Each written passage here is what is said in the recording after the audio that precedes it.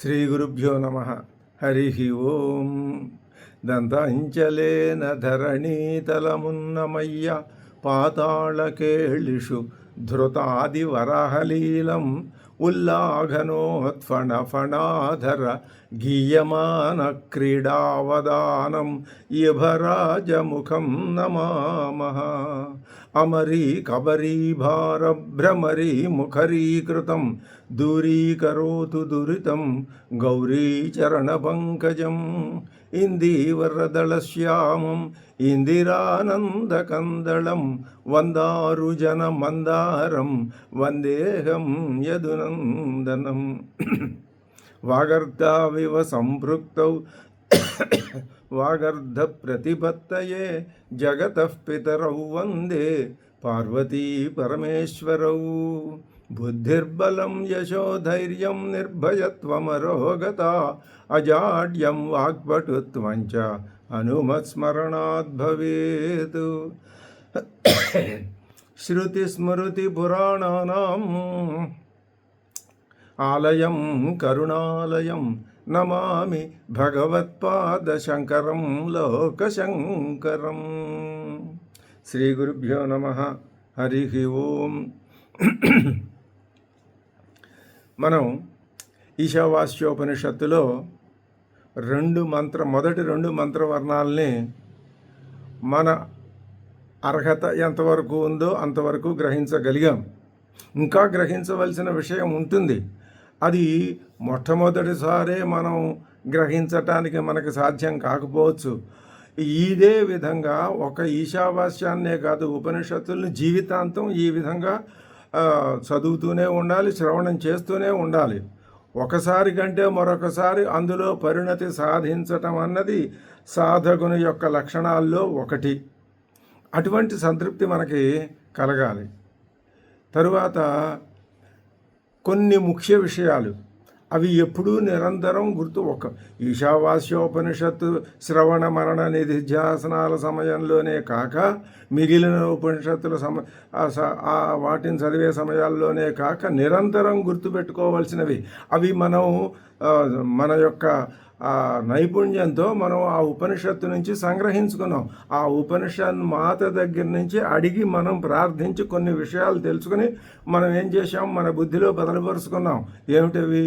మొట్టమొదటిది, నువ్వు ఆత్మ యొక్క యాథాత్మ్యాన్ని చెప్పటం అనేదే మొత్తం ఉపనిషత్తులు భగవద్గీత యొక్క ముఖ్య సారాంశం.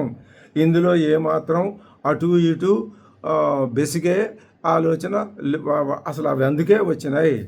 తర్వాత నువ్వేం చెయ్యాలి, అది నువ్వెలా గ్రహించాలి. అహమేవ ఇదం సర్వం, ఇదంతా నేనే అనే భావనతో, అదే ఈశిత ఈశ్వర భావన. అహమేవ ఇదం సర్వం అనేదే ఈశ్వర భావన. ఆ ఈశ్వర భావనతో అంటే ఆ ఈశ్వర భావనతో ఇదం సర్వం వాస్యం, దీని అంతటినీ నువ్వు ఆచ్ఛాదింపజేయి. అంటే ఏ వస్తువు చూసినా, ఎవరితో ఏం ఏ వ్యవహారం చేసినా ఈశ్వర భావనే నీ మనసులో మెదులుతూ ఉండాలి. అదే మోక్షానికి, ముక్తికి మార్గం. తర్వాత దానికోసం నువ్వు చేయాల్సిన పనులు, ఆచరణలో పెట్టాల్సినవి. చక్తేన భుంజేధాహ, త్యాగంతో విడిచిపెట్టడం, సన్యాసం అనే భావంతో బ్రతుకు. అంతే తప్ప అన్నీ పోగేసుకోవాలనే భావం ఉంటే నువ్వు చేసే పనికి, ఆలోచన విధానానికి తేడా వస్తే దాంట్లో ఏం ఫలితం ఉండదు అని చెప్పి ఇంకొక మాట కూడా చెప్పారు. నీకు అంత సాధ్యం కావట్లేదా? కానప్పుడు నువ్వు నిండు నూరేళ్ళు బ్రతకాలి అని కోరుకో. ఆ కోరుకోవటంలో కూడా నిరంతరం కర్మ చేస్తూ ఉండాలనే కోరుకో. ఆ కర్మ కూడా నీకు నీ చేత ఆచరింపబడే కర్మ నీకు సత్ఫలితాలను ఇవ్వాలని కోరుకో. సత్ఫలితాలంటే ఏమిటి? నీ యొక్క నరత్వాభిమానాన్ని పోగొట్టి నీకు నిండు నూరేళ్ళు జీవితాన్ని ఇచ్చి నిన్ను సన్యాసం వైపుకి మరలించేటటువంటి చక్తేన భుంజీధాహ అనే దృక్పథంలోకి నిన్ను మరలించే విధంగా ఉంటుంది ఈ కర్మభావన, కర్మనిష్ట. కాబట్టి జ్ఞాననిష్ట అంటే ముందు చెప్పామయ్యా, అసలు నువ్వు ఆచరించాల్సింది కర్మనిష్టే. అదే ముందు చెప్పామనుకో చాలా భేదాభిప్రాయాలు వస్తాయి, తేడా వస్తుంది. అది కాదు ఉపనిషత్తు వాంగ్మయం యొక్క ప్రధాన ఉద్దేశం. అందుకని మొదటి శ్లోకంలో మొదటి మంత్రంలో ఏం చెప్పాలో చెప్పాం. రెండో మంత్రాన్ని దానికి రెండు వేరు వేరు కాదు, ఒకటే. రెండవది మొదటి దానిని బలపరుస్తుంది. ఇవి విషయాలు మనం గ్రహించవలసింది. గ్రహించిన తర్వాత భగవత్పాదులు వారు ఇంకా ఏం చెప్తారండి తర్వాత మూడో మంత్రవర్ణంలోకి వస్తే అని అడిగితే, ఆయన పాపం మన వంక జాలితో శృతి స్మృతి పురాణానం ఆయన ఆలయం కదా, పైగా కరుణాలయుడు కదా. అంటే శంకర భగవత్పాదులు రెండింటికి ఆలయం అండి. ఆ శ్లోకం అద్భుతమైన శ్లోకం.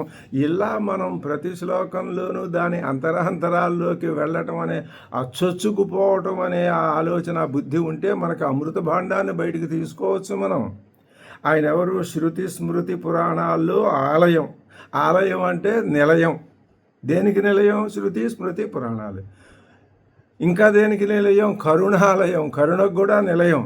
అంటే ఏమండి మరి ప్రత్యేకించి చెప్పారేమిటి? ఈ శృతి స్మృతి పురాణాలకి కరుణ లేదా? అలా కాదు, ఉంది. ఆ కరుణని వాటిల్లో నుంచి బయటికి తీసుకొచ్చి లాక్కొని వచ్చి నీకు అందులో ఉన్న కరుణను నీకు పంచిపెడతాడు ఆయన. అందుకనే ఆయన కరుణాలయుడు. అటువంటి శంకర భగవత్పాదుల్ని మనం సేవించి అడుగుతుంటే ఆయన జాలిగా మన వైపు చూసి, అబ్బాయి మీరు సరే మొదటి రెండు వర్ణాలు వేద మహర్షుల చేత చెప్పించాం కదా, మూడోది కూడా వారు చెప్తారు వినండి, నేనేం మాట్లాడను, అలా పక్కన ఉంటాను. ఇప్పుడు ఆ ఋషులే మాట్లాడతారు, వారు ఏం చెప్తారో మీరు వినండి. వారు చెప్పింది మీకు నేను అర్థమయ్యేటట్టు చెప్తాను. ఆ తర్వాత మీ తరఫున నేను ఆ వేద ఋషుల్ని ప్రార్థిస్తా.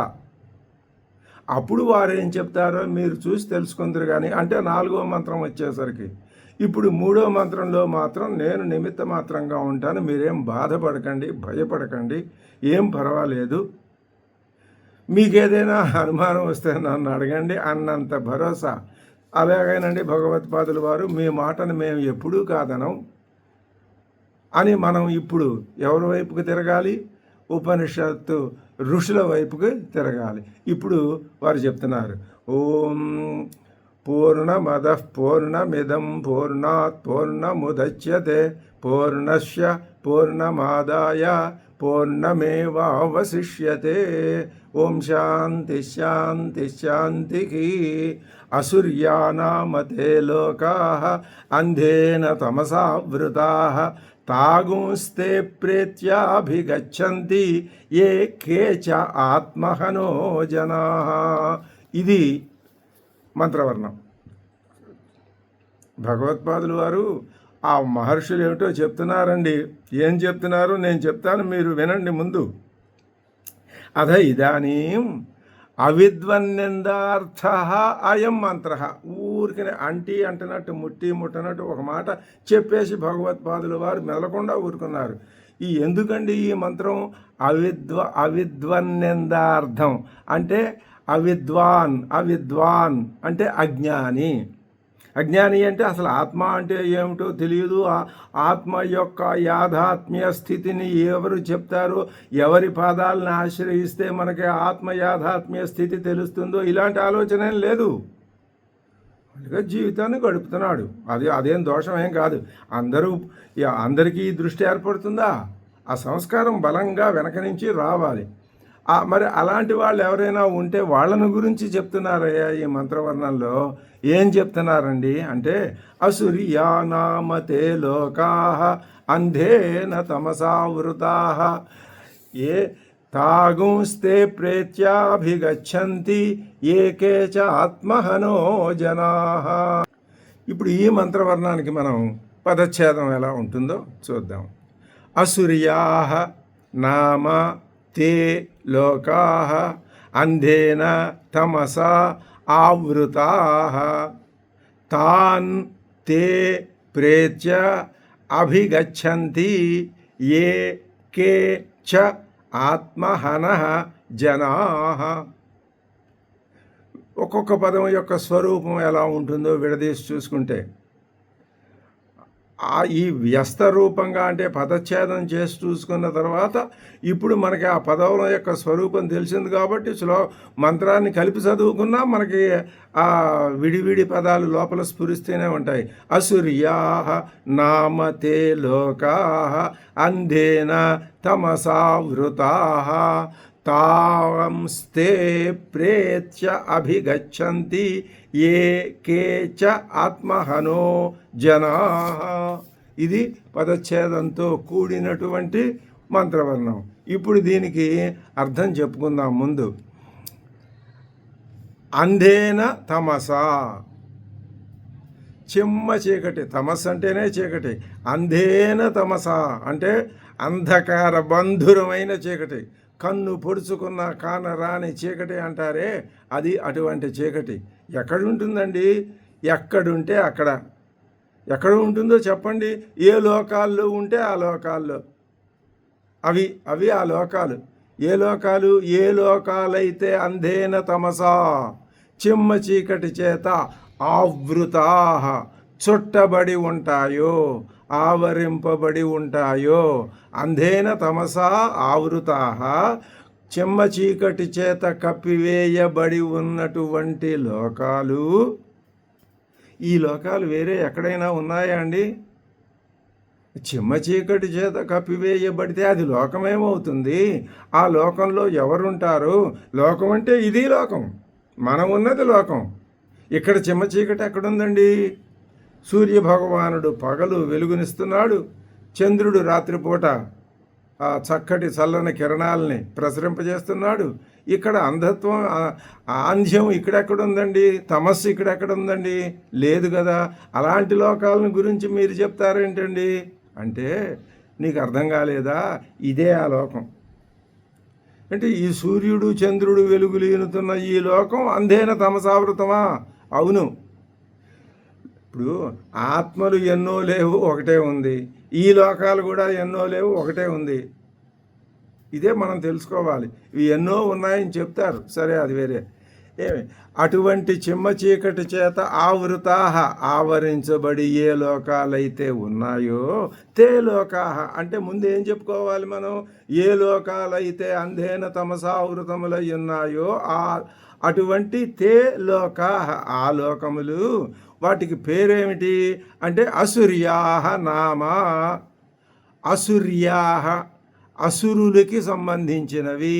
అసురులు అంటే రాక్షసులు. ఆ చీకటితో నిండిన లోకాలన్నీ రాక్షసులకి సంబంధించినవి.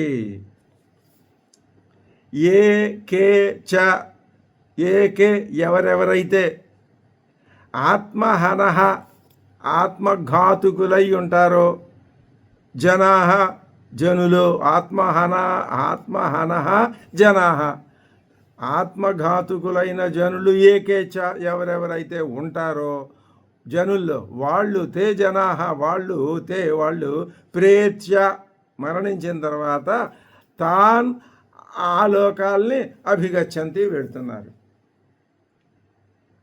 ఇక్కడ మనం చాలా జాగ్రత్తగా పరిశీలించాలి. ఈ లోకంలో ఎవరైతే అంధేన తమసావృత, ఎవరైతే ఆత్మహనః జనాః, ఆత్మ అంటే ఏమిటో తెలియకుండానే పుట్టటం, పెరగటం, మరణించటం అనేది చేసి ప్రేత్య చివరికి మరణిస్తున్నారో వాళ్ళు ఇందాక చెప్పిన అంధేన తమసావృత లోకాల్ని పొందుతారంటే మళ్ళీ వచ్చి అలాగే ఆ ఆంధ్యంతో ఆ తమస్సుతోటే వచ్చి ఈ లోకంలో పడతారు అని కూడా మనం చెప్పుకోవచ్చు. లేదా మళ్ళీ జన్మించేదాకా వేరే చీకటి లోకంలో ఉంటారు అని కూడా అదే చెప్తోంది. అంటే అర్థం ఏంటన్నమాట? చిమ్మ చీకటి నెలకొన్న లోకాలు ఇవి ఎవరికి సంబంధించినవి? అసురులకు సంబంధించినవి. ఆ చిమ్మ చీకటి ఎక్కడ ఉందండి? ఆత్మహనః, ఆత్మ అంటే తెలియని వాడి యొక్క మనస్సే ఆ లోకం. స్పష్టంగా అంతే అర్థం. ఆత్మ అంటే ఏమిటో తెలియని, ఆత్మని గురించి తెలుసుకుందామనే ఆలోచన లేని ఎవరైతే ఉంటారో వాళ్ళ లోకమే, వాళ్ళ మనస్సే, వాళ్ళ జీవితమే, వాళ్ళ ఆలోచనే, వాళ్ళ సమస్తం పుట్టిన దగ్గర నుంచి వాళ్ళు మరణించేదాకా సమస్తం కూడా అంధేన తమసావృతమైన లోకమే. ఎందుకని? ఆత్మ అంటే వాళ్ళకి తెలియదుగా. దీని ఫలితార్థం ఏమిటి అంటే, నీవు మానవుడుగా పుట్టినందుకు అసురుడు అని అనిపించుకోకూడదు. ఏమనిపించుకోవాలి? సురుడు అని పెంచుకోవాలి.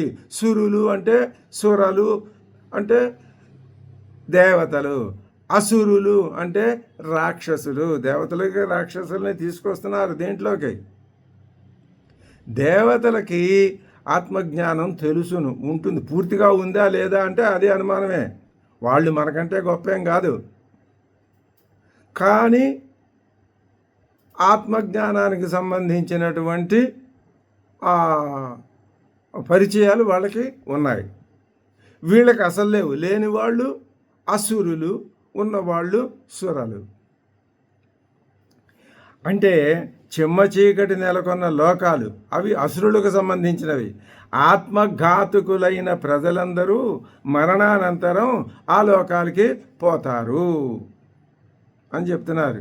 ఇప్పుడు మొట్టమొదటి మంత్రార్థాన్ని వివరింపదలచి తొలుత అవిద్వాంసుల్ని నిందించటం ప్రారంభిస్తున్నారు. అంటే మొదటి మంత్రార్థాన్ని వివరించి చెప్పారు కదా. ఇప్పుడేం మొదటి మంత్రార్థంలో ఏం చెప్పారు? అహమేవ ఇదం సర్వం. అది ఆత్మజ్ఞాని యొక్క లక్షణం. మరి ఆత్మహనుడైనటువంటి వారి లక్షణం ఏమిటి? అసలు ఆత్మ అంటే ఏమిటో తెలియకపోవటం. ఆత్మహనులు అంటే అర్థం అది. దాంట్లో అన్ని తెగల వాళ్ళు అందులో చేరతారు. ఆత్మ అనేది లేదు. మేము ఈ ప్రకృతి ధర్మం ప్రకారం జన్మిస్తాం, ఉంటాం, మరణిస్తాం. ఇంకా ఆత్మతో సంబంధం ఏమిటి? అంతా ఈ ప్రకృతే చూస్తుంది, ఇదే నిర్వహిస్తుంది. ఇది కొంతమంది చెప్పే మాట. ఇలాంటి వాళ్ళని ఉపనిషత్తు ఇక్కడ ఏమని నిందిస్తున్నది? వీరంతా ఆత్మహనులైన జనులు, ఆత్మఘాతకులు. అందుకే వీళ్ళని అసురులు అన్నాము. వీళ్ళు ఆ లోకాలకి పోతారు. ఏ లోకాలకి? అంధేన తమసావృతములైన చెమ్మ చీకటి రాజ్యం వేలే లోకాల్లోకి వీళ్ళు పోతారు. ఎందుకని అక్కడ చెమ్మ చీకటి అంటే ఇప్పుడు వాళ్ళు ఈ లోకంలో నుంచి ఇంకో లోకంలోకి పోతారా? ఎక్కడికి పోయినా మళ్ళీ ఇక్కడే పుడతారు కదా. అంటే దీని అంతటా స్వర్గం, మర్చ, పాతాళ. పోనీ ఈ 3 భేదాలు తీసుకుందాం. స్వర్గం, మర్చం, పాతాళం. ఇది మర్చలోకం. మర్చలోకం ధర్మం ఏమిటి అంటే మరణించటం. పుట్టిన ప్రతి ప్రాణి మరణించటం. పాతాళం ఇంకా అంతకంటే తమో గుణం. ఇది రజోగుణం. ఆ స్వర్గం పోని తమోగుణం. ఈ 3 అంధేన తమసావృతాహ. మొట్టమొదటి మంత్రవర్ణం ఏం చెప్పింది? అహమేవ ఇదం సర్వం. ఇది ఆత్మజ్ఞానం. ఇక్కడ అసలు అహం అనేది లేదు, ఆత్మ అనేది లేదు అంటున్నారు వీళ్ళు. కాబట్టి వీళ్ళు ఆత్మహనులు. చూశారా? 1వ శ్లోకం, 2వ శ్లోకం, 3వ శ్లోకంలో స్పష్టంగా ఇవాళ లోకంలో ఉన్నటువంటి మానవుల యొక్క ఆలోచన విధానం కానీ ఇలాంటివన్నీ చెబుతూ మానవుడు ఎలా ఉండాలో, ఎలా ఉన్నాడో ఎంత స్పష్టంగా చెప్తున్నది ఉపనిషత్తు. ఎలా ఉండాలో మొదటి మంత్రంలో చెప్పి, 2వ మంత్రంలో కూడా చెప్పి, అలా ఉంటే మంచిదే, అలా ఉన్నవాళ్ళు ఉన్నారు, ఇలా ఉన్నవాళ్ళు ఉన్నారు అని 3వ మంత్రంలో చెప్తోంది. ఇది ఉపనిషత్తు యొక్క హృదయం. ఇప్పుడు శంకర భగవత్పాదుల వారు దీనికి భాష్యాన్ని చెప్తున్నారు. అది మనం చూద్దాం. భగవత్పాదుల వారు ఈ శ్లోకానికి భాష్యం చెప్తున్నారు. ఒకసారి భాష్యం మనం చదువుకుంటే దాంట్లో ఉన్నటువంటి వాక్యాల యొక్క స్వరూపం తెలుసుకుంటే ఏ వాక్యం యొక్క అర్థం ఏమిటో మనకు మొట్టమొదటిసారి అది చదువుకునేటప్పుడే మనస్సుకి మనం కనుక తెచ్చుకోగలిగినట్లయితే దానివల్ల ఎంతో ఆనందం కలుగుతుంది. చూద్దాం. అసుర్యాహ అసుర్యానామతే లోకా. ఇది భాష్యం యొక్క సంప్రదాయం. భాష్యం ప్రారంభించే ముందు మొట్టమొదట ఏం చేస్తారు అంటే ఆ శ్లోకం యొక్క మొదటి పదాన్ని ఉదాహరించి ఇతి అంటారు. అంటే అసుర్యాతో మొదలయ్యే శ్లోకాన్ని ఇక్కడ మేము వ్యాఖ్యానిస్తున్నాము అని దాని అర్థం. అది ఒకటి. ఆ పదాన్నే చెప్పాల్సి వస్తే మళ్ళీ ఇంకోసారి కూడా రాస్తారు, లేకపోతే అదే పదాన్ని తీసుకుని అర్థం కూడా చెప్తారు. అసుర్యాహ అంటే అసురులు ఎవరో ముందు చెప్తున్నారు భగవత్పాదులు. పరమాత్మ భావం అద్వయం అపేక్ష అంటే అద్వయం రెండవది లేని, అది మొట్టమొదటి చెప్పారుగా, శుద్ధత్వ అపాప విద్ధత్వ, శుద్ధత్వ అపాప విద్ధత్వ, ఏకత్వ నిత్యత్వ అశరీరత్వ సర్వగతత్వాది లక్షణం. అందుకే అది ముందు చెప్పింది ఆయన. ఇదంతా ఏకత్వమే. ఏకత్వం అంటే అంతా ఒకటే. అంతా ఒకటి ఎలా అవుతుందండి? ఇదొకటి అదొకటి ఎన్నో కనిపిస్తున్నాయి కదా. కాదు, ఎన్ని కనిపించినా అన్నింట్లోనూ అనువృత్తమయ్యేది ఒకటే ఉంది. అది ఏకత్వం అంటే. అది నువ్వు చూడగలగాలి. అనేక వస్తువులు లేవని మేము అంటలేదు, ఉన్నాయి, కనిపిస్తున్నాయి, సత్యమే, పారమార్థిక సత్యమే. కానీ ఉపనిషత్తు ఏం చెప్తున్నది? అన్నింట్లోనూ ఏకత్వాన్ని చూడు, అనేకత్వాన్ని చూడకు. ద్వయం అంటే ద్వైతాన్ని చూడకు, ఏకత్వాన్ని చూడు. అది ఇప్పుడు ఇక్కడ అర్థం చెప్తున్నారు. పరమాత్మ భావం అద్వయం. పరమాత్మ అంటే అహమేవ ఇదం సర్వం, ఇది ఆత్మ, ఇదే ప్రత్యేగాత్మతయా సర్వం ఈష్టే, మొత్తాన్నంతటినీ ఆయన శాసిస్తాడు. ఎవరు? అహమేవ, నేనే. అది మాత్రం మనం మర్చిపోకూడదు. అది మర్చిపోతే ఇంకా మిగతాదంతా ఎందుకు చదువుతున్నామో ఏం చదువుతున్నామో తెలియని అయోమయ స్థితి స్పష్టంగా వస్తుంది. కాబట్టి అది మనసులో పెట్టుకొని పరమాత్మ భావం, అన్నింటికీ ఆత్మ అయి ఉండటమే పరమాత్మ. ఏ విధంగా? ఈ ఉదాహరణ మాటిమాటికి మనం చెప్పుకుంటాం. విసుగు విరామం ఉండకూడదు. ఏమిటి ఇన్నిసార్లు చెప్తున్నారనే భావం ఉండకూడదు. ఉంటే వేదాంత శ్రవణానికి అర్హత ఏర్పడదు. ఆభరణాలన్నీ బంగారం లేనిదే లేవు. ఆభరణాలు వందలు వేలు లక్షలు ఎన్నైనా ఉండొచ్చు, వాటికి ఆత్మ బంగారమే. అలాగే ఈ సమస్తానికి యత్కించ జగత్యాన్ జగతం, దీని అంతటికీ ఈశిత ఉన్నాడు. ఆ ఈశిత అనే ఆత్మ. ఆత్మ ఉంటేనే అక్కడ వస్తువు, కార్యం.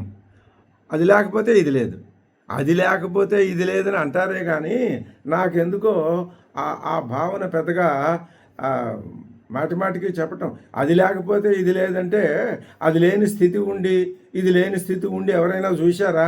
మరి ఎందుకు ఆ మాట చెప్తారు? అలాగే చెప్తారు. కాబట్టి మనం గట్టిగా మర్చిపోకుండా గుర్తుపెట్టుకోవాల్సిందేది, అది ఉంటేనే ఇది ఉంది అని. అది నీకు బాగా అర్థం కావటం కోసం ఇలా కూడా ఇతరతశ్చ అని కూడా చెప్తూ ఉంటారు. సరే, పరమాత్మ భావం ఏమిటది? అద్వయం అంటే అద్వయం అంటే ఏకత్వం. అపేక్ష పరమాత్మ భావం ఏకత్వ భావన విశిష్టమైనది. ఏకత్వమే పరమాత్మ అనేటటువంటి ఆలోచనకి అనుగుణంగా నువ్వు గనక ఆలోచించినట్లయితే దేవాదయ అపి అసురాహ. అమ్మో, భగవత్పాదులు చండశాసనుడు ఆయన చెప్పారు అంటే ఇక అందులో ఇంక దేవతలు కూడా అసురులేట. ఇక చెప్పండి మరి. మనమేమో దేవతలు వేరు రాక్షసులు వేరు అనే భావనలో ఉన్నాం. అద్వయం, దేవతలు వేరు రాక్షసులు వేరు అనుకున్నప్పుడు రెండు భావాలు రావట్లా, ద్వైతం వచ్చి పట్టల్లా. మరి ఎందుకండి అలా చెప్పారు? అలా చెప్తారు, దాన్ని మనం అర్థం చేసుకోవాలి. దేవాదయ అపి అసుర్యా ఏవా, దేవాదులు కూడా అసురులే. కాబట్టి ఇప్పుడు అసురుడు అంటే అర్థం ఏంటనమాట? పరమాత్మ భావం యొక్క దృష్టికోణము లేని వాళ్ళందరూ అసురులే. వాళ్ళు దేవతలే కావచ్చు కాక. కాదండి, అసురులు ఉన్నారు, వాళ్ళలో ఒక్కడు కనపడుతున్నాడు మాకు, ఎవరు, ప్రహ్లాదుడు. ఆ ప్రహ్లాదుడి కథ అందుకే ఆయన అసురుడు కాదు, దేవత కాదు, ఆయనే ఆత్మజ్ఞాని. ఆ బాలుడే ఆత్మజ్ఞాని. ఆయనే అహమేవ ఇదం సర్వం అని చెప్పగలిగినటువంటి ఆయన భక్తుడు, మహానుభావుడు, మహాజ్ఞాని. ఇంకా అంతటి మహాజ్ఞానికి దేవతలు, రాక్షసులు అనే బిరుదులు అనవసరం, అక్కర్లేదు. ఇప్పుడు చూడండి, పరమాత్మ భావం అద్వయం అపేక్ష దేవాదయ అపి అసురాహ ఏవ. దేవతలు కూడా రాక్షసులే. కాబట్టి ఇప్పుడు మనం ఏం చేయాలన్నమాట, తేషాంచ స్వభూతా లోకా అసుర్యా. అసుర్యా అంటే అర్థం ఏమిటి, వాళ్ళకి స్వభూతాలైన లోకాలు అంటే అర్థం ఏమిటి, వారికే భోగ్యములైన స్వభూతా, వాళ్ళే అందులో ఉంటారు. వాళ్ళు మాదే ఈ లోకం, స్వభూత, వాళ్ళకి సొంతంగా ఉన్నాయి అవి. ఇదంతా మా సొంతం అనుకుంటారు వాళ్ళు తెలియక. అస్వభూతా లోకా అవి అసుర్యా నామ. నామ ఏమిటండి, పేరా? అసుర్య అని పేరా? కాదు. నామ ఇది నామశబ్ద అనర్థకో నిపాత. దానికి ఏం అర్థం లేదు. అది అలా వాక్యంలో ఒక్కొక్కసారి పాదపూర్ణం కోసం అలా చెప్తూ ఉంటారు. కశ్యస్విద్ధనం, అస్విత్ అనే మాట కూడా అలాంటిదే అని చెప్పారు. అవి చాలా అందంగా ఉంటాయి, చక్కగా. అలాంటి మాటల వల్ల శ్లోకానికి ఒక అందం పెరుగుతుంది, మంత్రానికి. నామ అవి నా అసుర్యా నామ, అక్కడికి అర్థం చెప్పారు. ఏం చెప్పారు, అసుర్యా నామ అంటే వాళ్ళ సొంతమైన లోకాలు. ఎవరు? అసురులు, దేవతలతో కలిపిన అసురులు. వాళ్ళకి స్వర్గమైన, వాళ్ళకి సొంతమైన లోకాలు అవి. అవి ఏమిటవి? తే లోకాహ, ఆ లోకాలు. అసూర్యములు అనే పేరు గల లోకాలు. కర్మఫలాన్ని, అవి ఎలా వస్తాయి అంటే వారికి అవి ఆ లోకములు కర్మఫలములే. ఎలా వస్తాయి? స్వభూతాన్ని అని చెప్పారుగా పైన. స్వభూత, వాళ్ళు చేసుకున్న కర్మల చేత వాళ్ళకి ఆ లోకాలు సిద్ధిస్తున్నాయి. మరి మొట్టమొదటి మంత్రవర్ణంలో చెప్పినటువంటి అహమేవ ఇదం సర్వం, సమస్తం అంతటా వ్యాపించి ఉన్నాడు ఆ జ్ఞాని. వీళ్ళు తాము చేసుకున్న కర్మ ఫలితాలకి చిమ్మ చీకట్లు వేలాడే ఆ లోకంలో వీళ్ళు పడున్నారు. ఎంత తేడా అంటే దీని అర్థం ఏమిటి అంటే, నువ్వు ఇది గ్రహించి ఏది మంచి ఏది చెడ్డ గ్రహించి నీ దృష్టిని ఎటువైపుకు తీసుకువెళ్ళాలో నీవు తెలుసుకోవాలి అని చెప్పటం అన్నమాట. తే లోకాహ కర్మఫలాన్ని లోక్యంతే దృశ్యంతే భుజ్యంతే ఇది జన్మాని. అంటే అర్థమేంటి? లోక్యంతే అనే ఉత్పత్తి చేత లోకములు అంటే అర్థమేమిటి? భుజ్యంతే అంటే భుజింపబడుతున్నాయి. అంటే సుఖ దుఃఖాల చేత సుఖ దుఃఖాలు భుజించడం అంటే అనుభవించటం, అనుభవించబడుతున్నాయి. అవే ఏమిటవి? జన్మాని, జన్మలు. అవే జన్మలు. అంటే జన్మలు అంటే ఇక్కడ అర్థం శరీరాలు, ఉపాధులు. ఆ కర్మఫలాన్ని కర్మలు చేయటం, మళ్ళీ ఆ కర్మ ఫలితాన్ని అనుభవించడానికి అందులోకి రావటం, ఆ లోకంలోకే. మళ్ళీ ఆ లోకంలో అలాంటి కర్మలు చేయటం. ఎన్ని జన్మలు ఎత్తినా, ఎన్ని కర్మలు చేసినా ఆత్మ అనే జ్ఞానం కలగట్లేదు. కలగనంతకాలం అవే లోకాలట, అంతే. ఇంకంతకంటే వేరే లేదు. అవి ఎలా ఉన్నాయి? ఎటువంటివి ఆ లోకాలు? అంధేనా అంటే అదర్శనాత్మకేన అజ్ఞానేన. అంధేన అంటే అజ్ఞానేనా అని అర్థం చెప్తున్నారు శంకర భగవత్పాదులు. అజ్ఞానం అంటే జ్ఞానం కాంది అజ్ఞానం. జ్ఞానం ఏది? అహమేవ ఇదం సర్వం. ఈ ఒక్క మాట మనకి తారక మంత్రం, అద్భుతం. ఈ మాట మనకి తోచుబడి అవటమే, మన మనస్సుకి తోచటమే మన సుకృతం. అహమేవ ఇదం సర్వం, ఇది జ్ఞానం. అది లేకపోవటమే అజ్ఞానం. ఆ అజ్ఞానం అక్కడ దర్శనం లేదు. అహమేవ ఇదం సర్వం అనేది దేనివల్ల కలిగింది? దర్శనం వల్ల కలిగింది. ఏ దర్శనం వలన? ఆత్మ యొక్క యాథాత్మ్య స్థితి దర్శనం వలన కలిగింది నీకు. కాబట్టి నువ్వు ఆత్మజ్ఞానివైనావు. ఆ ఆత్మయాథాత్మ్య స్థితి యొక్క దర్శనం ఇక్కడ వీళ్ళకి లేదు. అంటే విడిగా విడగొట్టి విడివిడిగా చెప్పటం కాదు, అలా మానవ జాతి అలా ఉంది. దాని యొక్క ఆ నడకని, ఆ విధానాన్ని మనం అర్థం చేసుకొని తెలుసుకోవాలి. ఎంతో విశాలమైన, ఇప్పుడు ఇలా పరిశీలించి ఇలా ఆలోచించి దీనినే బాగా మననం చేస్తే ఏమవుతుంది, మానవుని యొక్క అంటే సాధకుని యొక్క దృక్పథం ఆ అభ్యున్నతి వైపుకి వెడుతుంది. అదే మోక్షం, అంతకంటే వేరే ఏమీ కాదు. అంధేన అదర్శనాత్మకేన అజ్ఞానేన తమసా ఆవృతా ఆచ్ఛాదితా. ఇవన్నీ ఏం చేయబడినాయి అంటే ఆచ్ఛాదింపజేయబడినాయి. ఎటువంటి అదర్శనాత్మకమైన అంటే దర్శనం అనేది లేకుండా, చూపు అనేది లేకుండా. చూపు అంటే చూపు రెండు రకాలు. ఇది దీన్ని ఎదురుకుండా ఉన్న వస్తువు కనపడటం, అలా కాకుండా ఏది తెలిస్తే ఆత్మజ్ఞానం కలుగుతుందో ఆ విధమైన ఆలోచన రావటం, అది చూపు. కాబట్టి తదైక్షత అని ఛాందోగ్యం చెప్పిన ఐక్షత అంటే చూచెను, ఆ చూడటం అంటే ఇది చూడటం. అక్కడ ఇది అద్భుతమైన విషయం. ఒక్కొక్క ఉపనిషత్తు చదువుతుంటే మానవ యొక్క మేధస్సు పరిణతమై మోక్షం అనేది ఎక్కడి నుంచో వస్తుంది, ఏదో అవుతుందని అవన్నీ ఏమి అక్కర్లేదండి. నిత్యము ఇలాంటి భావాల్ని వింటూ వింటూ వింటూ ఉంటే, చెప్పుకుంటూ ఉంటే ఇదే చాలు. ఇంతకంటే వేరే ఏమీ అక్కర్లేదు. అందుకనే మనం ఉపనిషత్తుల సందేశం అనే పేరు పెట్టుకొని ఈ సత్సంగం అనే కాలక్షేపంలో మనం ప్రవేశించాం. ఇది మనం ఎంతో పూర్వజన్మ సుకృతం చేసుకుంటేనే కానీ ఈ రెండు శ్రవణం చేయించటం, శ్రవణం చెయ్యటం అనేవి మనకి అలవడవు. అవి అటువంటి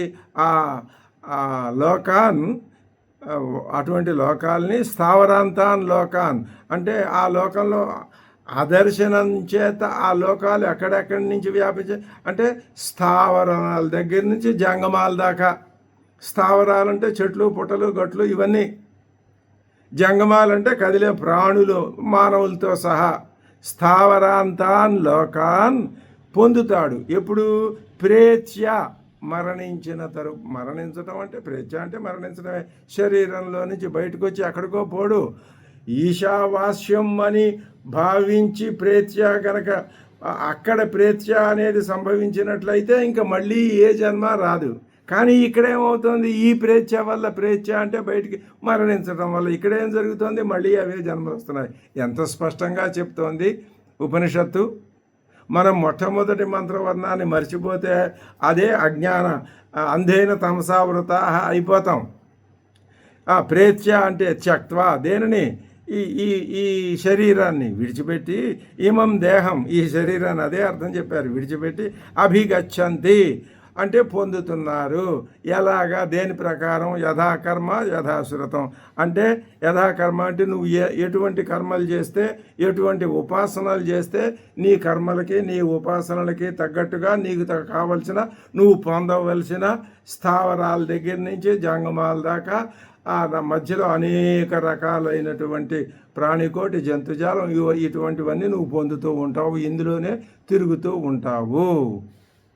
ఇప్పుడు ఏం చెప్పారన్నమాట, అసూర్యానామతే లోకా అంధేన తమసావృతా తాగుంస్తే ప్రేత్యాభిగచ్చంతి. ఇంకొక విషయం చెప్పాలి. ఎవరండి అంటే ఎవరో ఇప్పుడు అది చెప్తున్నారు. ఆత్మానం జ్ఞంతి ఇది ఆత్మాన అంటే తనని తాను ఘ్నంతి చంపుకుంటున్నారు. అంటే తమని తాము చంపుకుంటున్నారు అంటే అర్థం ఏమిటి, నిజంగా ఆత్మహత్య అది కాదు. తమని తాము చంపుకోవటం అంటే తమని గురించి యాథాత్మ్య స్థితిని తెలుసుకోకపోవటమే తమని తాము చంపుకోవటం. ఆత్మనః యాథాత్మ్యం అనేది ఒకటి, ఈశావాస్యం అనేది ఒకటి, అహమేవ ఇదం సర్వం అనేది, ఈ మూడు మర్చిపోతే అసలు మనకి దిక్కు దివాణం లేదు, దారి తెలియదు, ఏమైపోతామో తెలియదు. ఇది చాలా ప్రధానమైన విషయం, ముఖ్యం, గుర్తుపెట్టుకోవాలి. ఇది ఆత్మానం ఘ్నంతి ఇది ఆత్మహనః. తమని తామే చంపుకుంటున్నారు వాళ్ళు. ఏమంటే అసలు వాళ్ళకి ఎవరైనా చెప్పారా, వచ్చి కూర్చుని ఎదుర్కొన్న, బాబు ఇటురా, నీకు ఆత్మ అనేది ఒకటి ఉంది, అది తెలుసుకోకపోవటం వల్ల నువ్వు ఇలాగ జన్మలు ఇవన్నీ పొందుతున్నావు అని ఎవరైనా చెప్పారా? చెప్పలేదు కదా. ఎందుకు మీరు వాళ్ళని నిందిస్తారు? ఇది నిందించటం కాదు. ఇలా కొంతకాలం ఆ ప్రేత్య ఆయా లోకాలని పొందుతూ ఉంటే త్వరలోనే నీకు ఏమిటి నేను ఇలాంటి స్థితిని పొందుతున్నానన్నటువంటి విచక్షణ జ్ఞానం ఈషణ్మాత్రం కలిగినా చాలు. క్రమక్రమంగా నీ బుద్ధి మళ్ళీ ఆత్మ వైపుకి, ఆత్మ యాథాత్మ్యం వైపుకి పోతుంది. మనమంతా ఒకానొకప్పుడు కొన్ని వందల వేల జన్మల కిందట, ఈ జన్మలనే మాట ఉపయోగించడం నిజానికి చాలా బాధాకరమైన విషయమే, కానీ అది ఆ స్థితి. అటువంటి వాళ్ళు ఇప్పుడు ఉన్నారు, అప్పుడు ఉన్నారు. మరి మనలాగా ఆత్మజ్ఞానం కోసం వెంపర్లాడే వాళ్ళు ఇప్పుడు ఉన్నారు, అప్పుడు ఉన్నారు. అంటే అర్థం ఏమిటనమాట? అది అలాంటి స్థితిలో నుంచి మనం ఇలాంటి స్థితికి వచ్చామని అందులో చెప్పడంలో తప్ప, నేను నిర్భయంగా చెప్తున్నాము ఆ మాట. అలాంటి స్థితి నాకు అనుభవంలో ఉంది, తెలుసు నాకు. ఈ స్థితి అనుభవంలో ఉంది, కానీ అలాంటి స్థితిలో ఉన్నప్పుడు ఈ స్థితి నాకు అనుభవంలో లేదు. అది చెప్పేది ఆయన ఇప్పుడు. ఆత్మానం గ్రంథి ఇది ఆత్మాన కే తే జనా. ఎవరు వాళ్ళు అంటే ఎవరు అంటే ఏ అవిద్వాంస, ఎవరైతే అవిద్వాంసులో వాళ్ళు. కథంతే ఆత్మానం నిత్యం హింసంతి, వాళ్ళు నిత్యం ఆత్మని ఏ విధంగా వాళ్ళు చంపుకుంటున్నారు అంటే, ఎందుకంటే అవిద్యాదోషేణ విద్యమానస్య ఆత్మన తిరస్కరణత్వాత్. విద్యమానస్య ఉన్నది, లేకపోలా ఆత్మ వాళ్ళలో ఉంది. అది విద్యమానస్య ఉన్నదానినే అవిద్యాదోషేణ తెలియకపోవడం చేత. ఎంత అద్భుతమైన విషయం. మనం కూడా ఒకప్పుడు ఈ స్థితిని అనుభవించాం. ఇప్పుడు ఈ జన్మలో కూడా ఒక్కొక్కసారి అనుభవిస్తాం తెలియకుండా. అది ఉంది మనకి, ఆ గుడితనము ఉంది, అంధతామస లోకాలు మనకే ఉన్నాయి. కానీ ఒక్కొక్కసారి ఆత్మజ్ఞానం వైపుకి, ఆ సూర్యోదయం వైపుకి బుద్ధి పోతూ ఉంటుంది.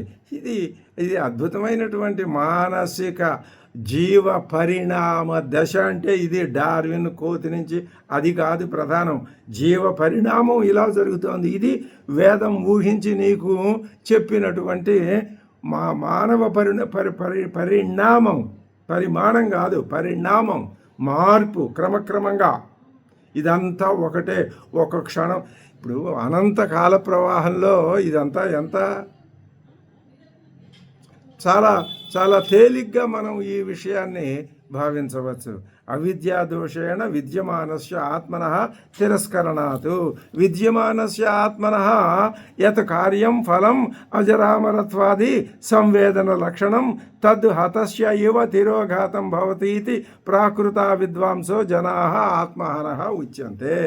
అదండి. ఇప్పుడు విద్యమానం ఉన్నటువంటి ఆత్మని తిరస్కరించడం వల్ల ఏం జరుగుతోంది? ఆ కార్యం యొక్క ఫలితం ఏమిటి? అజరామరత్వాది సంవేదన లక్షణం. అజర అమర అనేటటువంటి ఆ సంవేద లక్షణం తత్ అది హతస్య ఇవ తిరోభూతం. నీకు తిరోభూతం అయిపోతుంది. నువ్వు ఎంతసేపు నేను పుట్టాను, నేను పెరిగాను, నేను చచ్చిపోతాను అని భయపడుతున్నావే తప్ప, సావు అనేది ఇక్కడ సహజంగా ఉందని అనుకుంటున్నావు తప్ప, అసలు అజర అది లోకం. ఇప్పుడు శుద్ధత్వ అపాప విద్ధత్వ ఆ స్థితి ఉందని నిన్న మొన్న మనం ఎంతో గట్టిగా నేను తమరందరికీ మనవి చేశాను నేను. అది అజరామరత్వ స్థితి అంటే. శుద్ధత్వ అపాప విద్ధత్వ ఇది ఇక్కడ రాసి పెట్టుకోవాలి. శుద్ధత్వ అపాప విద్ధత్వ ఏకత్వ నిత్యత్వ అశరీరత్వ సర్వగతత్వ అదే అజరామరత్వాది అంటే. అది నీకు తెలియకపోవటమే నువ్వు చేసుకున్నటువంటి ఈ తెలుసుకోకపోవటం అనే కర్మ యొక్క ఫలితం. అందువల్ల అది తిరోభూతం అయిపోతుంది. అంటే తిరస్కరింపబడుతోంది, ఆచ్ఛాదింపబడిపోతుంది. నువ్వు ఏం చేయాలి ఇప్పుడు అంటే ఆ ఈశభావన చేత దీన్ని ఆచ్ఛాదించు. అప్పుడు ఇది అడుగున పడిపోయి మురుగునీరు వచ్చి మంచిగంధపు చెక్కని ఆక్రమించేసింది. నువ్వు దాన్ని బాగా ఘర్షణ పెడితే మళ్ళీ ఆ మురుగునీరు అడుగున పడిపోయి మంచిగంధపు చెక్క యొక్క సహజమైన గంధం బయటపడుతుంది. అలాగా హతస్య ఇవ తిరోభూతం భవతి తే ఆత్మహనః ఉచ్యంతే. వాళ్ళనే ఆత్మహనుడు అంటున్నారు. తేనహి ఆత్మహనన దోషేణ సంసరంతి తే. వాళ్ళు ఆ విధంగా సంసరంతి అందులోనే పడి ఆ సంసారంలో పునరపి జననం పునరపి మరణం. ఇది సంసరంతి. ఎందులో అయితే ప్రజానీకం ప్రాణికోటి సంసరణం చేస్తుందో అదే సంసారం. ఎందులో అయితే ప్రాణికోటి సంసరణం చేస్తుందో అది సంసారం. సంసరణం చేయటం అనేది ధర్మం ఇక్కడుంది, అది ఇక్కడ ధర్మం, ఈ లోకం ధర్మం. సంసరణం చేయకపోతే అలాంటిది ఉందా లేదా? ఇది సంసరణం ఇక్కడ ఉంది కాబట్టి సంసరణం లేని ఒకానొక స్థితి అనేది ఉండి తీరాలి. ఎవరైనా ఈ విషయం ఒప్పుకోవలసిందే. ఇది ఉంది అంటే అది కూడా ఉండాల్సిందే. ఇక్కడ సంసరణం ఉన్నది, సంసరణం లేని స్థితి మొట్టమొదటి శ్లోకంలో అహమేవ ఇదం సర్వం అనుకుంటే సంసరణం లేదు. ఇది 3వ మంత్రవర్ణానికి చెప్పారు. ఇది తర్వాత 4వ మంత్రవర్ణంలోకి వెళ్తున్నారు. మనం 3వ మంత్రవర్ణాన్ని పూర్తి చేశాం. ఒకసారి మంత్రవర్ణాన్ని చదువుకొని భాష్యాన్ని కూడా ఒకసారి చదువుకొని ఈ ఎపిసోడ్ ముగిద్దాం. అసూర్యానామతే లోకా అంధేన తమసా వృతా తాగుంస్తే ప్రేత్యాభిగచ్చంతి ఏకే చాత్మహనో జనా. ఉపనిషత్తు ఒక పారాగ్రాఫ్ అంటాం మనం ఆధునిక కాలంలో. ఒక ఘట్టాన్ని తీసుకుని దాన్ని వివరిస్తుంది. ఈ ఘట్టం అయిన తర్వాత మరో ఘట్టంలోకి ఎడుతుంది. ఇప్పుడు మనం ఏం చేస్తాం, ఆ ఘట్టంలో ఉన్నంతకాలం మొదలుపెట్టినప్పుడల్లా వెనకటి దాన్ని అప్పటి వరకు ఉన్నదాన్ని వెనకటి దాన్ని సమన్వయం చేసుకుని ముందుకెడుతూ ఉంటాం. అది ఒక పద్ధతి. ఇది మనకి పెద్దలు గురువులు చెప్పిన పద్ధతి ఇదే. అది మనకు అలవాటు పడింది, అది మన అదృష్టం. అసూర్యానామతే లోకా అంధేన తమసావృతా తాగుంస్తే ప్రేత్యాభిగచ్చంతి ఏకే చ ఆత్మహనో జనా. ఇప్పటిదాకా ఆయన 3 మంత్రవర్ణాలని ఒక్కసారి మనం మళ్ళీ చదువుకుందాం. ఏమిటది అంటే ఈశావాస్యమిదగుం సర్వం యత్కించ జగత్యాం జగత్ తేన త్యక్తేన భుంజీధా మా గృధః కస్యస్విద్ధనం కుర్వన్నేవేహ కర్మాణి జిజీవిషేచ్ఛతగుం సమాః ఏవం త్వయి నాన్యథేతోస్తి న కర్మ లిప్యతే నరే. అసూర్యానామతే లోకాః అంధేన తమసావృతాః తాగుంస్తే ప్రేత్యాభిగచ్చంతి ఏకే చ ఆత్మహనో జనాః. అసూర్యాః పరమాత్మభావం అద్వయం అపేక్ష్య దేవాదయः अपि असुराः एव तेषाञ्च स्वभूताः लोकाः असुर्याः नाम नामशब्दः अनर्थको निपातः ते लोकाः कर्मफलानि लोक्यन्ते दृश्यन्ते भुज्यन्ते इति जन्मानि अंधेन अदर्शनात्मकेन अज्ञानेन तमसा आवृताः आच्छादिताः तान् स्थावरान् तान् प्रेत्या त्यक्त्वा इमं देहम अभिगच्छन्ति यथा कर्म यथा श्रुतम्. आत्मानं घ्नन्ति इति आत्महनः के ते जनाः ये अविद्वांसः कथन्ते आत्मानं नित्यं हिंसन्ति अविद्यादोषेण विद्यमानस्य आत्मनः तिरस्करणात् विद्यमानस्य आत्मनो यत् कार्यं फलम् अजरामरत्वादि संवेदन लक्षणं ततु हतस्य इव तिरोभूतं भवति इति प्राकृताद्वा अविद्वांसो जनाः आत्महनः उच्यन्ते. तेन हि आत्महनन दोषेण संसरन्ति ते. ఇది భాష్యం కూడా 1-2 సార్లు అలాగ మనం కొంతకాలం. ఇప్పుడు హై స్కూల్ స్థాయిలో పిల్లలు ఏం చేస్తారు, ఉపాధ్యాయుడు క్లాసులో అర్థమైనట్టుగా చెప్తే తర్వాత ఇంటికి వచ్చి బట్టి పెడతారు కదా. అలా కనుక మనం ఒక 5-6 సార్లు 4-5 సార్లు భాష్యాన్ని మనం సొంతం చేసుకున్నట్లుగా ఇలా చదువుతూ ఉంటే అది మనకు సొంతం అవుతుంది. ఇంకా అంతకంటే కావాల్సిందే. దానివల్ల ఏ మార్పు వస్తుందో, ఏ పరిణామం చెందుతుందో, మనకి ఎటువంటి శుభస్థితి కలగబోతుందో దాని గురించి కూడా భావన చేయొచ్చు. అది ఆలోచనలో మనం పెట్టుకోవచ్చు. ఈ విధంగా పూర్ణమదః పూర్ణమిదం పూర్ణాత్ పూర్ణముదచ్యతే పూర్ణస్య పూర్ణమాదాయ పూర్ణమేవ అవశిష్యతే. ఓం శాంతి శాంతి శాంతి. హరి ఓం తత్సత్. బ్రహ్మార్పణమస్తు.